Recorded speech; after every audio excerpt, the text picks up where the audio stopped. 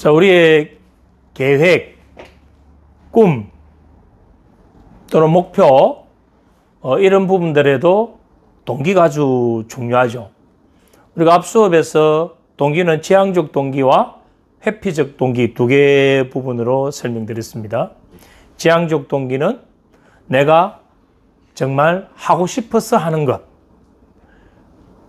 어떤 즐거움이나 어떤 행복감, 성취감을 느끼기 위해서 도전하는 것, 그건 지향적 동기고, 회피적 동기는 내가 겪을 수 있는 그러한 고통, 스트레스, 이것을 겪지 않기 위해서 그것으로부터 벗어나기 위한 동기거든요.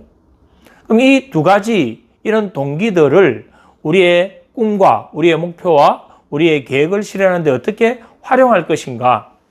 자, 지향적 동기를 많이 활용한다면 우리의 꿈, 목표 또는 우리의 사명 이것을 실현하는 데 아주 큰 힘을 얻게 되고 또 그러한 내 비전을 펼쳐가는 데 도움이 되는 것은 지향적 동기를 활용하는 것이죠. 그래서 내가 만약에 현재 상황보다 더 나은 큰 꿈을 그리거나 큰 목표를 세우고 그것으로 가기 위한 계획을 수립하고 실행한다면 지향적 동기를 활용하는 것이 도움이 된다. 그러면 지향적 동기와 반대되는 개념이면서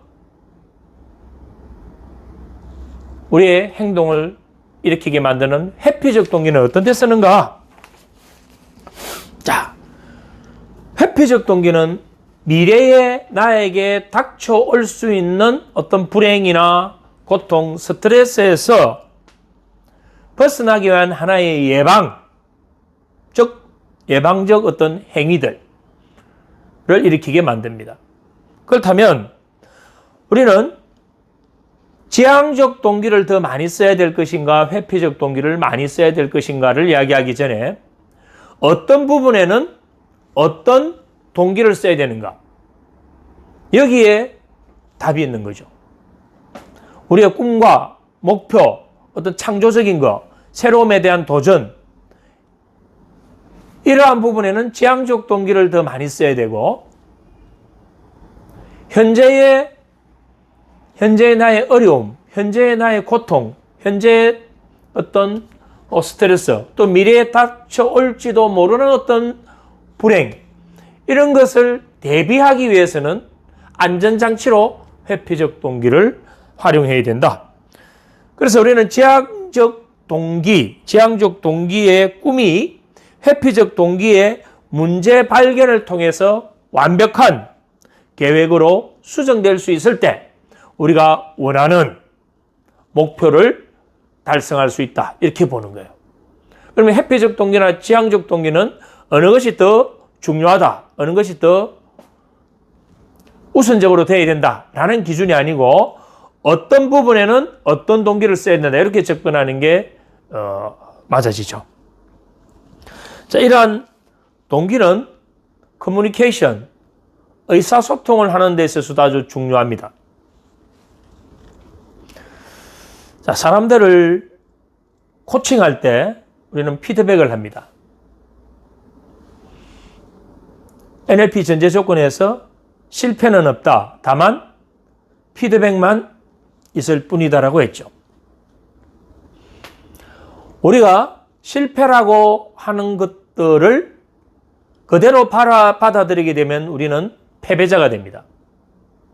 그러나 그 실패를 피드백만 할 수 있다면 실패는 목표로 가는 아주 중요한 디딤돌이 되고 과정이 되는 것이죠. 그래서 어떤 실패에 대해서 피드백을 할 때는 어느 것을 먼저 지향적 동기를 활용할 것인가, 회피적 동기를 활용할 것인가, 어느 것이 어떻게 작용되는 것이 맞는가, 특히 의사소통 과정에서 말입니다. 일반적으로는 우리의 뇌가 부정적인 부분에 우선 반응하게 되어 있습니다. 그래서 우리가 하는 말이나 생각의 80%가 부정적인 것이죠. 그러한 부정적으로 세팅되어 있는 우리 뇌는 부정에 먼저 민감하게 반응을 합니다. 그래서 의사소통 과정에서는 제일 먼저 지향적 동기를 자극할 수 있는 쪽에 긍정적인 자극과 정보를 제공해주고 중간에 어떤 회피적 동기를 유발할 수 있는 자극과 정보를 제공해주고 그 뒤에 다시 지향적 동기를 제공할 수 있는 자극과 정보를 제공해주는 것이 바람직하다. 이렇게 보는 거예요. 최신 효과라는 게 있죠. 최신 효과. 들어보셨나요? 처음 들어봤습니다. 초도 효과와 최신 효과. 초도 효과는 먼저 들어온 정보가 그 이후에 들어오는 정보를 간섭하는 겁니다. 최신 효과는 제일 뒤에 들어온 정보에 의해서 먼저 들어온 정보들이 점점 희미해지거나 멀어지게 되는 것, 망각하게 되는 것. 그걸 우리는 최신 효과라고 하죠. 그러면 의사소통 과정에서 마지막에 어떤 말을 하는가? 지향적 동기를 자극하는 말이 들어가야 될까요? 회피적 동기를 자극하는 말이 들어가야 될까요? 지향적인 게 좋을 것 같습니다. 그렇죠. 왜냐하면 마지막에 회피적 동기를 자극하는 말이 들어가 버리면 그것이 아주 강하게 각인되는 최신 효과가 일어나기 때문에 부정적인 감정 상태에서 소통이 마무리되기 때문에 그렇습니다. 코칭을 할 때도 마찬가지예요. 만약에 어떤 대상을 코칭할 때 이 대상이 어떤 문제를 지적하거나 피드백해 주기 위해서는 제일 먼저 긍정적인 말을 먼저 합니다. 좋았어, 괜찮아. 그 다음에 그 사이에 그리고 말이야. 접속사를 그러나가 아니고 그리고 라는 말을 쓰고 이 부분을 이렇게 수정한다면 뒤에 또 긍정적인 말을 들려줍니다. 어떻게 해줘야 되나요? 지금보다 훨씬 더 좋아질 거야. 잘할 수 있을 거야 라고 한다면 이걸 샌드위치 피드백이라고 하죠. 그래서 전과 마지막 후에 긍정적인 말을 함으로 해서 중간에 있는 그 지적이나 충고에 대한 말조차도 긍정적으로 해석하게끔 해주는 것이 바로 샌드위치 피드백이라는 겁니다. 자, 그래서 우리 뇌는 최신 효과에 의해서 긍정적인 말보다는 부정적인 말에 더 민감하게 반응하게 되어 있다. 거꾸로 만약에 이 대상에게 어떤 행동에 제지를 하기 위해서 나쁜 행동에 대한 브레이크를 걸기 위해서는 마지막에 어떤 말을 던져주는 것이 좋을까요? 회피적 동기를 자극할 수 있는 말을 전해주는 것이 훨씬 더 효과적이다. 이렇게 이제 활용할 수 있는 겁니다. 자, 우리 뇌를 공부해 보면 참 재밌는 것이 많죠. 우리 어른들이 아이들을 가르칠 때도 어떻게 합니까? 뭐 해라. 뭐 하면 좋다. 뭐 열심히 해야 된다. 노력해야 된다라고 합니다. 그런 말보다 오히려 뭐 하지 마. 그건 하면 나빠. 그건 하면 위험해. 이런 말이 더 강하게 들어옵니다. 그래서 그러한 말들 때문에 많은 사람들이 어릴 때 성장 과정에서 그 말에 전부 다 포로가 되거나 구속이 된 상태에서 자기 안에 있는 더 많은 자원과 에너지를 사용하지 못하는 상태에 놓이게 되죠. 왜 그럴까요? 우리 뇌는 어떤 해야 할 일보다 하지 말아야 할 일에 초점을 더 맞추게 됩니다. 왜 그럴까요? 부정적인 것에는 더 민감하게 우리 뇌가 반응하게끔 미리 세팅되어 있다는 겁니다. 왜? 부정적 자극과 정보에 대해서는 우리의 생존과 안전이 관련되어 있기 때문에 그렇죠. 그래서 많은 사람들이 지향적 동기보다 회피적 동기를 더 많이 사용합니다. 그렇다면 우리 회피적 동기가 무조건 나쁜 것이냐? 그건 아니에요. 우리가 앞에 공부했듯이 회피적 동기도 우리의 성공을 위한 중요한 자원과 에너지가 되기 때문에 무조건 나쁜 것은 아니다. 다만 일반적으로는 지향적 동기보다는 회피적 동기를 더 많이 사용하고 있다. 그래서 제일 먼저 긍정적인 이야기를 먼저 하고 중간에 뭐를 해라? 부정적인 이야기를 하고 마지막에 다시 긍정적인 이야기로 샌드위치처럼 이렇게 전해주는 것. 그것이 가장 효과가 좋다. 그래서 의사소통에서 우리의 동기의 방향성도 지향, 회피, 지향 이렇게 쓰는 게 더 좋다라는 걸 이야기했습니다. 다음 혹시 디즈니 전략이라고 들어보셨나요? 디즈니 전략. 디즈니랜드는 미국에 있는 공원이죠. 큰 공원. 거기가 원래 뭐였을까요? 원래 농장이었지 않습니까? 그냥 허벌판이죠. 거기를 누군가가 세계적인 어떤 관광지로 만들었다 이 말입니다. 어떻게 그걸 만들 수 있었을까요? 어느 한 사람이 거기에 대한 뭐를 꾸었을까요? 꿈을 꾸었던 거죠. 그러한 꿈, 앞에서 아까 설명드렸죠. 꿈과 목표, 계획, 창조 이것은 지향적 동기를 많이 쓸 때 생긴다 했죠.